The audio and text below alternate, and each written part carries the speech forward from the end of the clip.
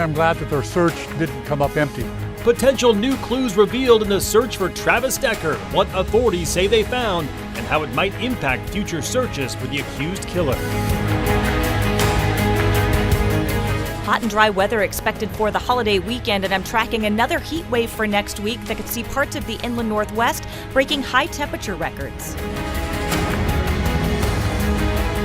WSU and Idaho face off in the Battle of the Palouse tomorrow night. We bring you a history of the inland Northwest rivalry. Good evening and thank you for joining us for KREM 2 News at 5 tonight. I'm Mark Hanrahan. First up, we have learned the FBI is testing new potential evidence in the search for Travis Decker. KREM 2 Shannon Mowdy joins us live in the newsroom tonight with what exactly authorities found near the crime scene. Shannon? It could take a couple weeks for those test results, but tonight we have learned searchers found bones, plastic bags, zip ties, and a woman's earring. The FBI says it is still unclear if the bones are human. More than 100 members of law enforcement, including from the Spokane County Sheriff's Office, spent 2 days scouring near Rock Island Campground near Leavenworth. That's where the bodies of Decker's daughters, Olivia, Peyton, and Evelyn, were found June 2nd. The search covered nearly 250 acres of steep, overgrown terrain, expanding well beyond the quarter-mile radius where Decker was last seen. Our partners at King 5 were told none of the recovered items matched initial evidence from the original crime scene, but investigators want to be sure. You know, they did find some bones. Remains to be seen whether they're animal or human, and they found some other potential evidence, including plastic bags and zip ties. And that's going to be real interesting to see how that pans out. This is the third major search since Decker went missing in late May. The FBI said it's also the largest, most detailed search of this area yet. The campground is back open tonight. King 5 also reports there's a possibility a Customs and Border Patrol team could return to help widen the search. Shannon Mowdy, KREM 2 News. All right, Shannon, thank you very much. The Mead Education Association voted to authorize a strike if a deal is not reached by this weekend. Now, this does not mean the teachers are on strike, but it puts them one step closer. The union says the biggest issue is what it calls an ongoing lack of support in the classroom. The union president says they've gone to 16 bargaining sessions with the district. That's why at last night's meeting, members overwhelmingly supported the strike. We are not interested in increasing our salary. We are interested in student-centered policies, systems that will create a great learning environment for our kids. The Mead School District released a statement saying in part the district is aware of the strike authorization and representatives will be back at the bargaining table throughout today and the weekend if needed. Both sides say they are optimistic an agreement can be reached. All right, let's talk your Labor Day weekend forecast. Want to get outside right now to meteorologist Michelle Boss. And Michelle, it just sounds like it's going to be hot.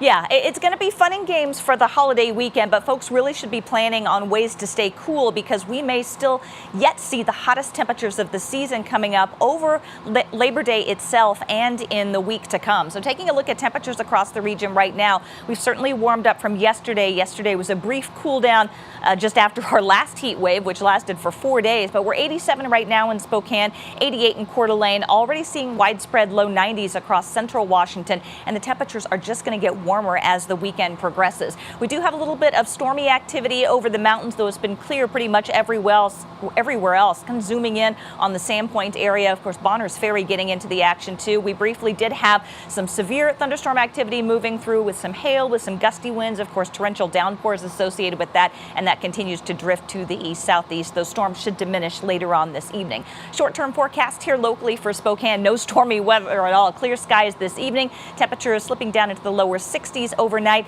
and then just plain hot weather over the next several days and even into next week. Lower 90s tomorrow, mid 90s on Sunday, upper 90s on Labor Day Monday. All right, sounds good, Michelle. We'll check back in with you later in the show. The Border Patrol responds to the Spokane City Council's approval of the Safe and Welcome Ordinance. That ordinance would make it illegal for federal immigration agents to enter some community events without a warrant. The ordinance still needs approval from the mayor. KREM 2 reached out to Customs and Border Protection to ask if there would be any changes based on the ordinance. In response, they wrote, quote, "The Spokane Sector Border Patrol takes the new Safe and Welcome in Spokane City ordinance at face value and assesses that it has no impact on our border security operations. Border Patrol added they are not required to obtain a warrant to arrest someone illegally in the United States. A father in Pend Oreille County arrested following his son's death. The sheriff's office says deputies were called to a psychiatric call on Sullivan Lake near Medellin Falls. It was reported that a 34-year-old man was intoxicated and out of control. They believe he was in a physical altercation with his father. When law enforcement and medics arrived on the scene, the 34-year-old male was unresponsive and later died. The man's father was arrested and booked for manslaughter. The scene is still under investigation. Last night, I received my son's ashes, the very last piece of him any of us will ever have. Because of you, Colin Pedro, I had to lay my son to rest. Because of you, my son will never know his own son. Powerful comments today from the family of a man stabbed to death on a Spokane bridge earlier this month. The man accused, Colin Pedro, had his case heard in Superior Court today. The victim's father argued against Pedro's release. The victim, Anthony Espinosa, was apparently trying to break up a fight between Pedro and his partner when he was stabbed more than 10 times. Pedro was ordered to be held on $1 million bail.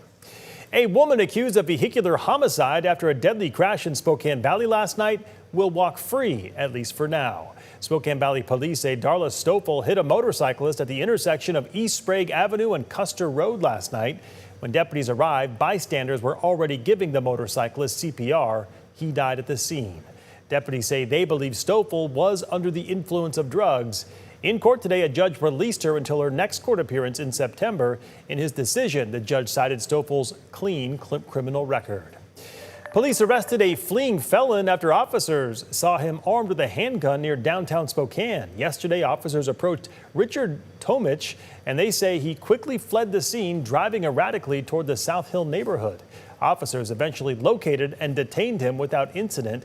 Continuing with their investigation, officers say they found the gun, large amounts of drugs, and cash. This evening, we have an update from the Coeur d'Alene Fire Department regarding Dave Tisdall, the firefighter who was shot in an ambush on Canfield Mountain. The department shares this photo to their Facebook page. They say Tisdall is unable to move his legs, but his clavicle, lungs, and arm strength are getting better. They also thanked everyone for their support. And for a recap of the biggest stories happening across our area, just download our free KREM 2 Plus app for your TV and watch our Week in Review segment. Coming up on KREM 2 News tonight, from shakeups at the CDC to fights with the Federal Reserve, Erica Brown brings us the latest from the Trump administration. And the Battle of the Palouse takes place tomorrow night. Up with KREM's Tim Pham gives us a history of the Inland Northwest rivalry.